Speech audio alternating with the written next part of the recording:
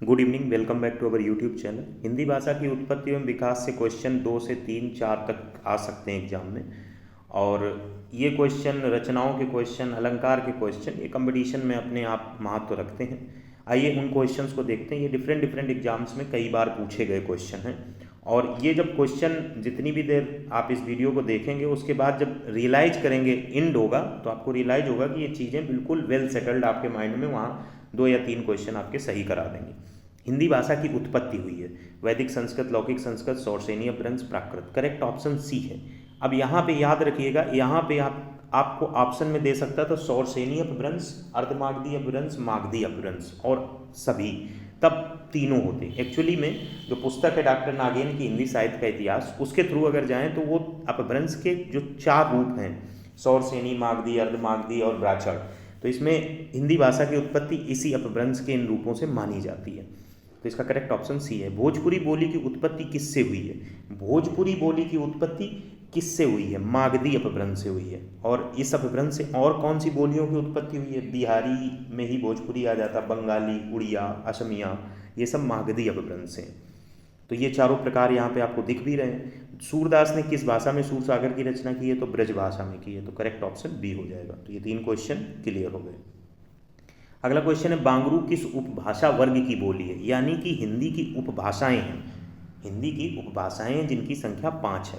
हर उपभाषा की आगे बोलियां हैं। भाषा, हिंदी भाषा की 5 उपभाषाएं, हर उपभाषा में बोलियां क्षेत्र विशेष की शामिल है। तो बांगरू जो है वो पूछ रहा है किस उपभाषा वर्ग की बोली है। तो बांगरू को हरियाणवी बोलते हैं, बांगरू को हरियाणवी बोलते हैं। और हरियाणवी जो है ये पश्चिमी हिंदी उपभाषा वर्ग की बोली है। तो इसका करेक्ट ऑप्शन क्या हो जाएगा? पश्चिमी हिंदी।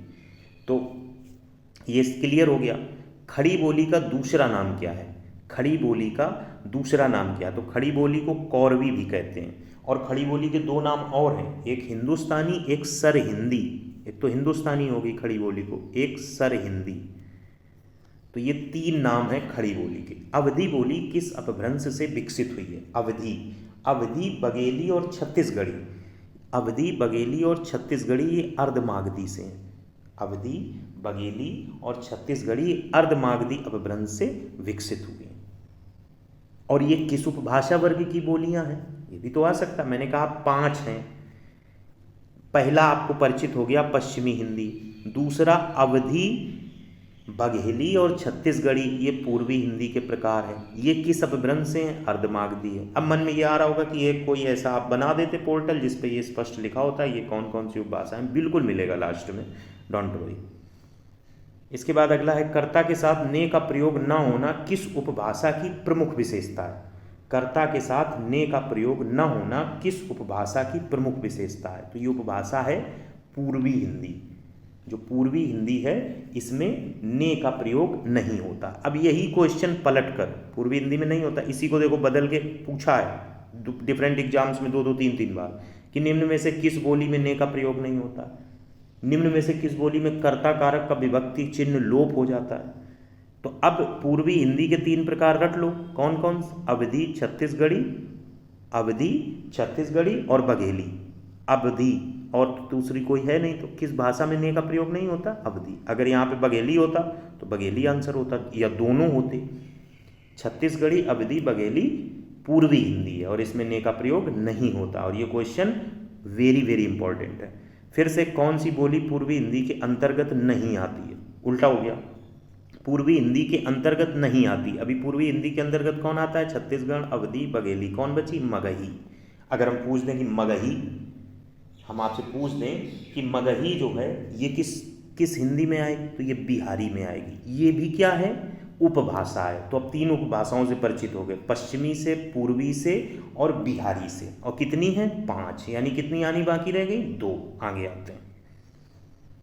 14 सितंबर 1949 को भारतीय संविधान ने हिंदी को भारत संघ की कौन सी भाषा का दर्जा दिया? देखो यहाँ पे कंफ्यूज हो सकते हैं और गलत भी कर सकते हैं। वैसे तो हमारी हिंदी राष्ट्रभाषा है, लेकिन जब बात भारत संघ की भाषा संविधान में लिखे थे तो भारत संघ की राजभाषा होगी और लिपि देवनागरी होगी। भाषाई तौर पे क्या लिखा है और हम भावनात्मक तौर पे क्या कहते हैं, दोनों में डिफरेंस है। देखो ये बात एग्जैक्ट जान लीजिए, संविधान की भाषा और हम लोग जिस तरह से व्यवहार जगत में करते हैं दोनों में डिफरेंस है। तो और फिर ऑप्शन जब दोनों दिए हों तब आपको स्पष्ट भारत संघ की राजभाषा का दर्जा और लिपि कौन सी होगी, देवनागरी। 14 सितंबर 1949 को मिला है। डेट भी पूछी जाती, कब भारतीय संविधान सभा ने हिंदी को भारत संघ की राजभाषा का दर्जा दिया, 14 सितंबर 1949, ये डेट याद रखिए। संविधान के किस अनुच्छेद के तहत हिंदी को शासकीय भाषा घोषित किया गया, वही बात, राजभाषा घोषित किया गया, किस अनुच्छेद के तहत, अनुच्छेद 343। तो करेक्ट ऑप्शन ए पार्ट। संविधान के अनुच्छेद 351 में किस विषय का वर्णन है, संघ की राजभाषा नो, उच्चतम न्यायालय की भाषा नो, पत्राचार की भाषा नहीं, हिंदी भाषा के विकास संबंधी निर्देश कि इसको बढ़ावा दिया जाए, इसका प्रचार प्रसार किया जाए, इसकी महत्ता बताई जाए। तो ये 351 में ये क्वेश्चन भी 3 से 4 बार, 3 to 4 times is repeated in different type of exams in which Hindi is asked. ठीक है, तो अब अगले क्वेश्चन की तरफ देखते हैं। भारत में हिंदी को संविधान की किस धारा के अंतर्गत राजभाषा घोषित किया गया, 343, 1, 2, 3, कन्फ्यूजन है, ये तो हमें पता है कि वही धारा मतलब आर्टिकल 343। अब इस आर्टिकल 343 के किस पार्ट में है, तो पार्ट फर्स्ट में है, क्या है कि एक राजभाषा होगी भारत संघ की और लिपि देवनागरी होगी। तो अगर लिपि देवनागरी होगी, ये किस अनुच्छेद में है मेंशन, तो 343 के फर्स्ट पार्ट में है। और प्रतिवर्ष हिंदी दिवस उसी दिन मनाया जाता है जिस दिन इसको दर्जा मिला था, 14 सितंबर 1949 को मिला था और 14 सितंबर को ही हिंदी दिवस मनाया जाता है। तो अगले प्रश्न का आंसर हो गया। देवनागरी लिपि का सर्वप्रथम प्रयोग किस राज्य में हुआ माना जाता है, देवनागरी लिपि का पहले नाम नागरी था और नागर ब्राह्मण गुजरात में पाए जाते हैं, और बाद में फिर इसमें संस्कृत का थोड़ा सा मिलान किया गया, मतलब संस्कृत को भी शब्दों को ऐड किया गया, कुछ शब्दों को। हिंदी की जननी भाषा तो संस्कृत ही है, तो ये देव भाषा मानी जाती है संस्कृत। तो देव और नागरी मिलके देवनागरी लिपि बन गई। तो सबसे पहले प्रयोग कहाँ हुआ, गुजरात में। तो इसका गुजरात करेक्ट ऑप्शन हो जाएगा। इसके बाद अगले क्वेश्चन की तरफ चलते हैं। अगला क्वेश्चन है, हिंदी भाषा के उद्भव और विकास का सही क्रम चुनिए। हिंदी भाषा का उद्भव और विकास का सही क्रम चुनिए। संस्कृत, पाली, प्राकृत, अपभ्रंश, सौरसेनी, पश्चिमी हिंदी, खड़ी बोली। हमने दूसरा ऑप्शन क्यों नहीं दिया, ताकि आप इस प्रश्न की प्रासंगिकता को समझें। बहुत महत्वपूर्ण है, बहुत पूछा गया है, कई बार पूछा गया। संस्कृत जननी है भाषा की, उसके बाद पाली, प्राकृत, अपभ्रंश, सौरसेनी। इसमें ऑप्शन आप वहाँ सही कर पाएँ, इतनी चीज़ें अगर नहीं याद रख पाते तो संस्कृत और पाली शुरुआत के दो और अंत खड़ी बोली याद रखिए। आपका आंसर ऑप्शन सही निकलेगा। कोई भी कितने भी दिमाग से बना ले वो ये ऑप्शन इसके अतिरिक्त नहीं बनाएगा, फिर भी आप अपना याद रख लीजिए, संस्कृत, पाली, प्राकृत, अपभ्रंश, सौरसेनी, पश्चिमी हिंदी और खड़ी बोली। अगला प्रश्न है, सिंधी भाषा का विकास किस अपभ्रंश की किस शाखा से हुआ है।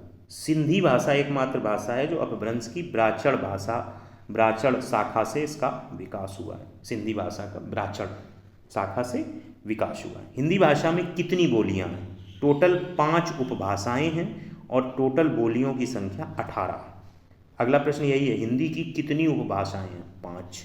देवनागरी लिपि में स्वर वर्णों की संख्या कितनी है, स्वर वर्ण टोटल 11, वही जो आ से री तक आते हैं वो 11 हैं। और ये सब प्रश्न महत्वपूर्ण है। तो अब वो चीज़ देख लेते हैं जिसकी हम बात कर रहे थे कि वो कौन सी 5 उपभाषाएं और वो कौन सी बोलियां हैं और वो किस अपभ्रंश से हैं। ये इसमें नहीं है लेकिन हम आपको याद करा देंगे। पश्चिमी हिंदी, खड़ी बोली, हरियाणवी, ब्रजभाषा, बुंदेली, कन्नौजी। पश्चिमी हिंदी में खड़ी बोली, हरियाणवी, ब्रजभाषा, बुंदेली, कन्नौजी, ये 5 बोलियां आती हैं, कोई और नहीं आती है। और पश्चिमी हिंदी का सौरसेनी अपभ्रंश से विकास हुआ है या कनेक्शन है, जो भी समझ लो। राजस्थानी हिंदी में मारवाड़ी, जयपुरी, मेवाती, मालवी आता है। पूर्वी हिंदी में अवधी, बघेली, छत्तीसगढ़ी आता है और इसका कनेक्शन अर्धमागधी से है। इसका कनेक्शन अर्धमागधी से है। बिहारी हिंदी में भोजपुरी, मगही, मैथिली आता है। भोजपुरी, मगही, मैथिली आता है। और इसका कनेक्शन किससे है, ये ऊपर वाला अर्धमागधी से, ये मागधी से है। और पहाड़ी हिंदी में मडियाली, गढ़वाली, कुमाऊनी आती। 3 3 6 3 9 3 12 1 13 5 18। तो इस तरीके से टोटल 18 बोलियां हैं, 5 उपभाषाएं हैं। इसके अतिरिक्त 2-3 क्वेश्चन हैं जो महत्वपूर्ण थे, जिनको हमने ऑप्शन की बजाय आपको याद रहे इसके लिए ऐसे लिख दिए हैं। राजभाषा आयोग के प्रथम अध्यक्ष काका साहिब कालेलकर। भाषा की सार्थक लघुत्तम इकाई शब्द। भारत में हिंदी को राष्ट्रभाषा के रूप में अपनाने की बात सर्वप्रथम किसने कही है? राजा राम मोहन राय और ईश्वर चंद्र विद्यासागर भी शामिल थे। तो ये क्वेश्चन थे। अब एक क्वेश्चन हम आपको दे रहे हैं। जब देखिए इतना सब पढ़ने के बाद अगर मुझे क्वेश्चन बनाना हो कि ये सब पढ़ा हुआ भी है और एक क्वेश्चन हम ऐसा बनाना चाहते हैं कि आप फंस जाएं। जो हिंदी भाषा है ये 343 अनुच्छेद से ली गई है। मैंने ये बात क्वेश्चन में दे दी और 14 सितंबर 1949 को अनुच्छेद 343 से भारत संघ की राजभाषा के रूप में दर्जा मिला है। और क्वेश्चन है कि ये संविधान के किस भाग में उल्लिखित की गई है? भाग 16, 17, 18, 19। आपको कमेंट बॉक्स में आंसर देना है। और ये बात भी जाननी है कि जब बहुत कुछ पढ़ लेते हैं उसके बाद भी एक संभावना रहती है कि प्रश्न थोड़ा बहुत हमें कहीं ना कहीं इस बात को इंगित करता है कि थोड़ा और देख लेते वाली सीन रहता है। तो ये प्रश्न इस बात की गवाही भी देता है और ये प्रश्न बनने में कोई दो राहें नहीं है और प्रश्न बहुत अच्छा भी है। तो इसको बताइएगा। Thanks for watching the video. मिलते हैं नेक्स्ट वीडियो में नए एक हिंदी के कुछ हिस्से को लेकर। Thanks for watching.